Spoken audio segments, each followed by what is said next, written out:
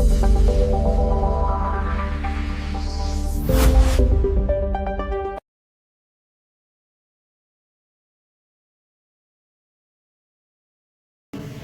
Maryam Abdul Salam care of humanity کی secretary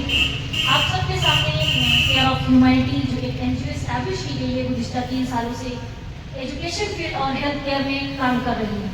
الحمدللہ ہماری این جی او نے مور دین 100 پیپل تک اپروچ کیا اور ان لوگوں کی ایجوکیشن فیلڈ میں اور ہیلتھ کے فیلڈ میں بہت زیادہ مدد کی ہے.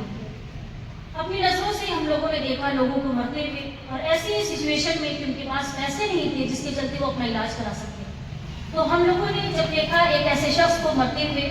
صرف اس بنا پر کہ پیسے نہیں، جبکہ ہمارے اور آپ کے درمیان پیسوں کی کمی نہیں ہے، پیسوں کا صحیح استعمال ہم لوگوں کا نہیں ہو پا رہا ہے جس کے چلتے انسانوں کی جان جا رہی ہے. بس اس مقصد کے تحت اس این جی او کو اسٹیبلش کیا گیا اور اسی کے ساتھ ساتھ یہ جو غریبی دیکھی جا رہی ہے اس کا واحد ذریعہ ہے کہ ایجوکیشن کے ذریعے سے اس کو ریزالو کیا جا سکتا ہے. تو اسی مقصد کے تحت ایجوکیشن فیلڈ میں بھی ہماری این جی او کام کر رہی ہے اور ایجوکیشن فیلڈ میں بھی ایسے بچوں کو اپروچ کرنے کی کوشش کر رہی ہے جو ہائی اسکول انٹر اور ہائر ایجوکیشن تک پہنچنا چاہے ہیں، کیونکہ ڈراپ آؤٹ کے جو زیادہ کیسز ہیں وہ اسی لیول پر آتے ہیں. بچہ 8 تک پڑھ لیتا ہے، 9 تک پڑھ لیتا ہے، لیکن جیسے ہی انٹر یا ہائی اسکول یا گریجویشن کی بات آتی ہے بچہ فائنینشیلی پرابلم کی وجہ سے پیچھے ہٹ جاتا ہے اور اسی کے ساتھ ساتھ فائنینشیل پرابلم کے ساتھ ساتھ اس کو پراپر گائیڈنس نہیں مل پاتی ہے جس کے چلتے بچہ پیچھا ہو جاتا ہے.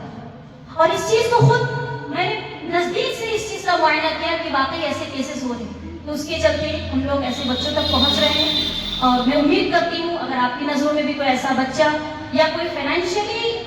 بیمار ہے اور وہ اپنا علاج نہیں کروا پا رہا ہے تو ہماری کیئر آف ہیومینٹی سے آپ اپروچ کیجئے، پہنچیے وہاں تک. انشاءاللہ ہم سب اس تک مدد کرنے کے لیے تیار ہیں، چاہے وہ ایجوکیشن فیلڈ میں ہو چاہے وہ ہیلتھ کیئر میں ہو. کما حق ہم لوگ پورا کوشش کرتے ہیں کہ اس کو کسی نہ کسی طریقے سے بچا سکیں، چاہے وہ ایجوکیشن کی بیماری ہو یا اس کی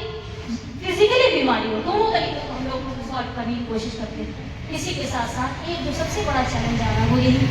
کہ چونکہ یہ این جی او جو ورک کری وہ اسٹوڈنٹ بیس ہے اور ہم اسٹوڈنٹ مل کر اسے کام کر رہے ہیں. تو